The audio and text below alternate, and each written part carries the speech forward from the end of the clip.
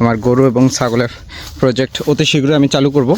চালু করলে আপনাদেরকে আমি দেখাবো। আমার গরুর শেড নির্মাণ চলতেছে এবং ছাগলের হচ্ছে শেডের নির্মাণ চলতেছে। ছাগল আপাতত আমি হচ্ছে আমার যে ধান চালের যে গোডাউন আমার এদিকে কিন্তু আসা যেত না, এই লিচু গাছগুলো কিন্তু হালাই ছিল, তো এগুলাকে সাটিং করা হয়েছে।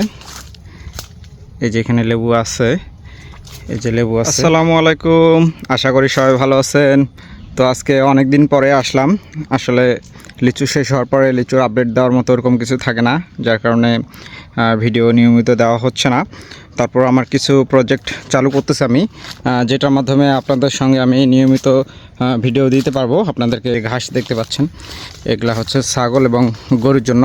আমার গরু এবং ছাগলের প্রজেক্ট অতি শীঘ্রই আমি চালু করব। চালু করলে আপনাদেরকে আমি দেখাবো। আমার গরুর শেড নির্মাণ চলতেছে এবং ছাগলের হচ্ছে শেডের নির্মাণ চলতেছে। ছাগল আপাতত আমি হচ্ছে আমার যে ধান চালের যে গোডাউন আমার আছে, সেই গোডাউনের মধ্যে আমি করব। ভবিষ্যতে অদূর ভবিষ্যতে আমি ছাগল এবং গরু এখানে নিয়ে চলে আসবো, আমার বাগানে এখানে মাঝখানে নিয়ে চলে আসবো।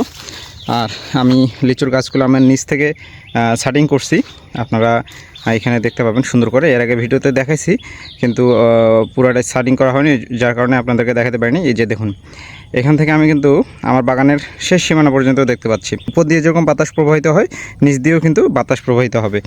এইভাবে কিন্তু আপনার হচ্ছে পুরো বাগানটাতে আমার এখানে ঘাস আছে, যার কারণে আপনারা হচ্ছে দেখতে পাবেন না, কিন্তু পুরো বাগানে কিন্তু এরকম নিচে। এর আগের বছরগুলোতে কিন্তু আমি এই সার্টিংটা করি নাই, করার প্রয়োজন ছিল কিন্তু করি নাই। কিন্তু এবছর থেকে আমি ধীরে ধীরে আমি আপডেট হচ্ছি। আপনাদেরকেও আমি আমার সঙ্গে আমি যেভাবে আপডেট হচ্ছি আপনাদেরকেও আমি ওইভাবেই দেখাবো। আর আমার আরেকটা প্রজেক্ট আছে লেবু। আমি প্রচুর পরিমাণে হচ্ছে লেবু আমার বাগানে এখন আছে। আমার বাগানে মোটামুটি 100+ লেবুর গাছ। এই যে এখানে যদি আমি দেখাই আপনাদেরকে, এই যে দেখুন এই লেবুর সাইজটা দেখুন।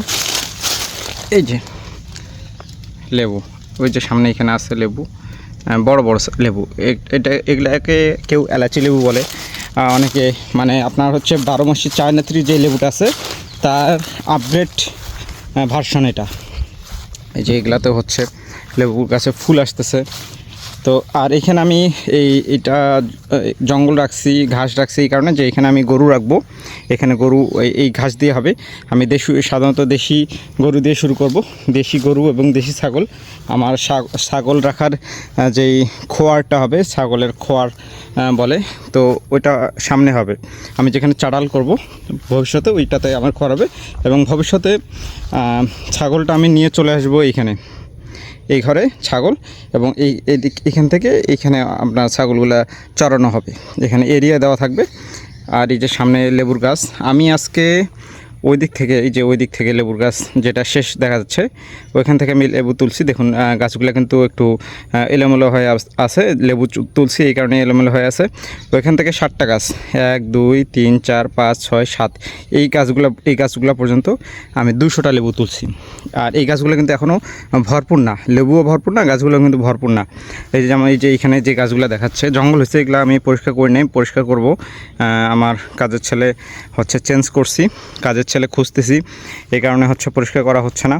এই যে এইদিকে আমি কিন্তু ঘাস মারা দিচ্ছি, ঘাস মারা দেওয়া হয়েছে, যার কারণে কিন্তু এদিকে জঙ্গল নাই। লেবুর গাছগুলো খুব সুন্দর বোঝা যাচ্ছে।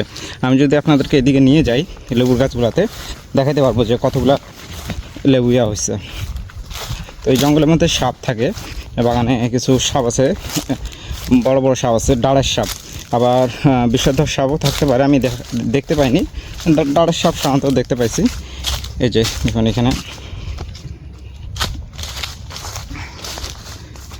এই গাছগুলা থেকে কিন্তু লেবু তোলা হয়েছে, কিন্তু আরও লেবু আছে, প্রচুর পরিমাণে লেবু আছে।